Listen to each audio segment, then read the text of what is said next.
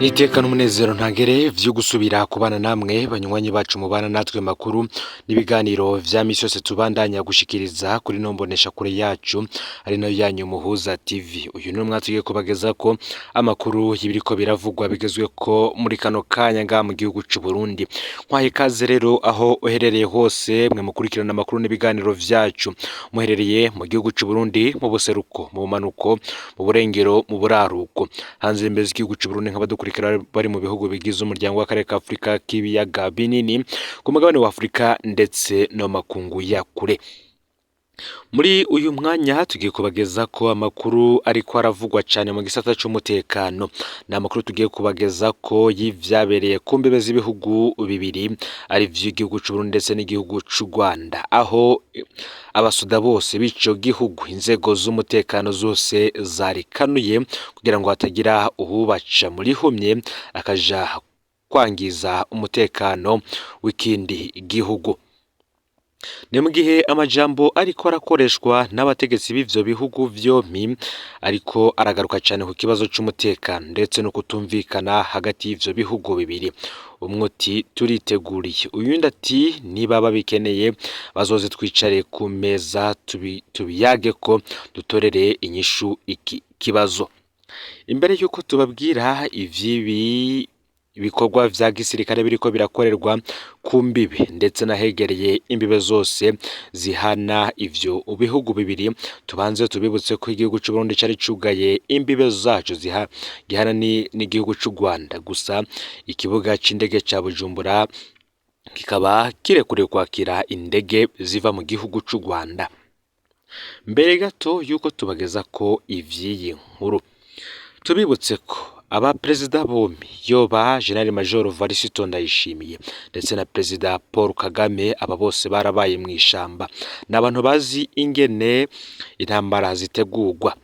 Tugarutse kandi ku barongoye ibiro bikuru vy'ibisirikare ngaha mu gihugu ngaha muri ibi bihugu vyompi, mu gihugu c'u Burundi utwara igisirikare akaba ari General Prime Niyongabo udakunze gukoresha amajambo menshi, ngarazwi mu kugaba urugamba, arazwi mu gutegura urugamba kuko ngo ari mu bantu bavuga amajambo make bagaragaza ibikorwa vyinshi.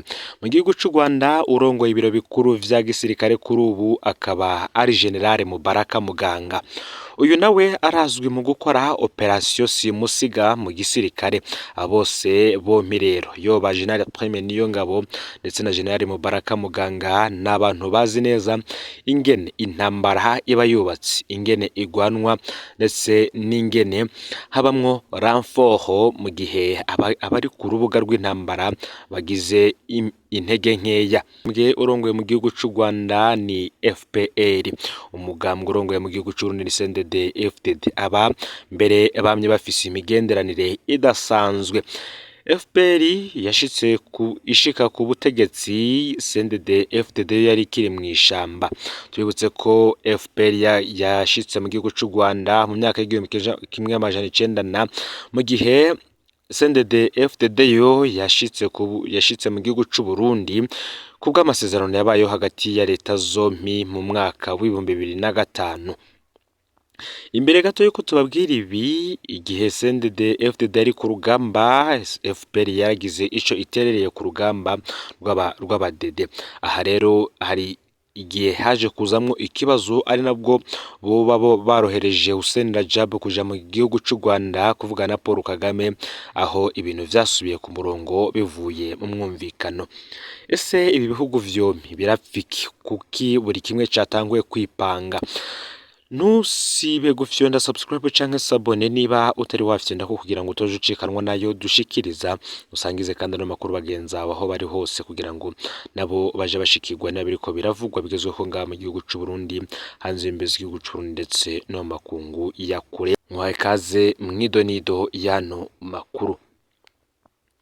Dutanguririye ku vyatangajwe na Reveriyano Ndikuriyo umunyamabanga mukuru w'umugambwe uri ku butegetsi CNDD FDD imbere yuko twinjira ku bikorwa biriko birakorwa ku mbibe ibihugu bibiri bihana bamwe bita ibihugu vy'abavukanyi ari vy'igihugu c'u Burundi ndetse n'igihugu c'u Rwanda. Reveriyano Ndikuriyo ubwiwe yarivugiye ko imbonerakure zahawe imyimenyerezo ya gisoda irimwo ivyo gukoresha ibigwanisho. Ni imyimenyerezo yahawe imbonerakure zamazemwo indwi zibiri mu ntara ya Cibitoke. Gusa amakuru twari tumaze iminsi dufise nuko mu makambi ya gisirikare mu Burundi hasigaye abasoda bake cane. Hakaba hari bateyo zirenga 6 ziri mu gihugu ca Republika Iharanira Intwaro Rusange ya Kongo, zirenga 3 ziri muri Somalia, imwe iri muri Centrafrica, bateyo zirenga 10 hanze y'igihugu. Bikaba bivugwa ko ari bateyo nyinshi cane ku gisirikare c'u Burundi. Ibintu vyifashe gutya mu gihe mu gihugu ca Republika Iharanira Intwaro Rusange ya Kongo habandanya gukenerwa abandi basirikare benshi. Ni majambo umukuru w'igihugu ca Kongo Antoine Felix Tshisekedi Chilombo yivugiye ko agomba gutera u Rwanda agafata Kigali. Bamwe bakavuga ko ibintu vyo kunyuka. Igihugu c'u Rwanda caramaze kwipanga koko mu vy'igisirikare kuko baramaze kugura inkoho ziremereye cyane bo kwifashisha mu gihe igihugu cabo coba gitewe. Hari ivyaguzwe mu gihugu c'Ubushinwa, hari n'ivyaguzwe ahandi hatandukanye harimwo ndetse na bimwe birasa ibisasu vya muzinga. Mu gihugu c'u Burundi haravugwa ubuke bw'abasirikare kuko abenshi boherejwe muri Kongo bagiye gutana mu mitwe n'umuhari M23. Ubu buri gihugu kiriko gicungera imbibe zacu. Amategeko ariko ava hejuru agashikira abasirikare bo hasi mu mwanya muto cane. Kuri ubu aho igihugu c'u Burundi cugariye imbibe gihana n'u Rwanda, abategetsi b'ibi bihugu vyompi batanguye gushikiriza amajambo, ari nabwo bamwe mu bategetsi batanguye nabo gushikiriza amajambo arema umwuka mwiza mu bene gihugu, akavuga ko ataco bazoba. Gusa bakurikiranira hafi vya politike yo mu karere ka Afrika y'ubuseruko bakabona ko haramutse hagize intambara iba canke se urusasu rukavuga ibintu vya bitanguye kunyuka.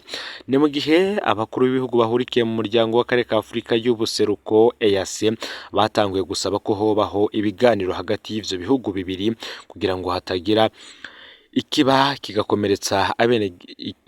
kikagira ingaruka mbi ku bene gihugu bato kuko bo ataco boba bariko barungukiramwo, mbere ko bamwe batanguye kugwa no mu ruhombero bivuye ku yugarwa ry'imipaka yabaye. Ikibazo ca politike kirabandanya gufata umurindi ukomeye. Varisto Ndayishimiye yagirije u Rwanda ko ruhaye indaro amabiro, ivyo kurya ndetse n'uburaro abashatse gutembagaza ubutegetsi mu Burundi mu mwaka wa 2015. U Rwanda narwo rukagiriza igihugu c'u Burundi ko chance kubahereza abagizi ba nabi bakoze ihonyabwoko mu gihugu c'u Rwanda mu mwaka w'1994. Hari indi nkuru tukiriko turatohoza y'ingene hari ibigwanisho vyagiye birahabwa umuhari FDLR uhungabanya umutekano w'igihugu c'u Rwanda. Ni inkuru iza kuba irimwo vyinshi, muraza kumviriza ingene muri FDLR hoba harimwo abavukanyi bamwe bazimwe mu zabaye indongozi zihambaye cane ngaha mu gihugu c'u Burundi. Ni vyinshi cane muza kumviriza. Kuri ubu kandi bamwe mu bahoze ari abakozi b'iperereza bagafatwa, kuri ubu batanguye kurekurwa. Tubutse uyu yitwa Medali Muhiza aridegemvya inyuma y'amezi yaramaze yapfunzwe yagirizwa ivyaha bikomeye. Kwigenekerezo ha 17 Gitugutu umwaka w'2023 umuvugizi w'ubushikiranganje bujejwe umutekano Lieutenant Colonel Pierre Nkurikiye yari yatangaje ko Medali Muhiza na Ken Claude Nduwimana bari bapfunzwe bagirizwa ivyaha bitatu birimwo kwibishura yari ku mbuga ngurukana bumenyi, escroquerie, kwambika ibara abantu baciye ku mbuga ngurukana bumenyi, kwambika ibara inzego z'igihugu harimwo n'urwego rw'umukuru w'igihugu. Abo bagabo bari baciye barungikwa mw'ibohero inyuma y'imisi bari bamaze mu busho bw'iperereza. Kwambika ibara abantu babicishije ku mbuga ngurukana bumenyi ntawe vyari vyatangaje avyumvise kuri Medali Muhiza na Ken Claude Nduwimana. bamaze imyaka myinshi ari byo bibereyemwo. Icari gitangaje ngo ningene bari babipfungiwe kandi bizwi ko vyinshi babikorana n'iperereza ry'u Burundi. Ico Petero Nkurikiye yavuze gishasha nuko bari basigaye babikora mu guca amahera bagaheza bakarega inzego zitandukanye mu mafuti zikora.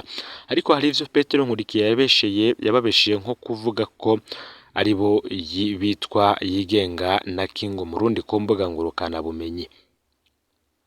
Nk'uko bimaze iminsi bigenda mu bakozi b'iperereza bariko barafatwa mu busuma butandukanye. Medari Muhiza ariko adaciriwe urubanza, amatwi adusumira ngo itegeko rimurekura ryoba ryavuye ku mukenyezi umutegetsi wo hejuru cane. Amatwi adusumira kandi nuko ifatwa rya Medari Muhiza ryari ryakurikiwe n'ifatwa ry'umukenyezi wiwe nawe nyene yagirizwa ubusuma mu yindi dosiye. Umukenyezi wiwe yafatiwe hamwe n'umukenyezi wa kabiri wa General Isidore Ndeho kubwayo batazira na Nkobade twigeze kuvuga cane mw'igandagurwa ryarise ntaho kagiye. Amasoko yacu avuga ko naho Medari Muhiza yareko umukenyezi wiwe agipfunzwe. Tubibutse ko Medari Muhiza yajejwe amabanga ahambaye cane mu gihugu, aho yoba yarabaye umuhanuzi w'umukuru w'igihugu Petero Nkurunziza mu kiringo c'amezi 3 gusa. Akaba yaragenywe muri ntwarante umwaka wa 2015 acabogozwa muri ruhesha umwaka wa 2015. Nyuma kandi yarahawe akazi mu biro vy'umukuru wa vy'umuvugizi wa CNDD FDD kuva mu mwaka wa 2015 gushika mu mwaka wa 2017.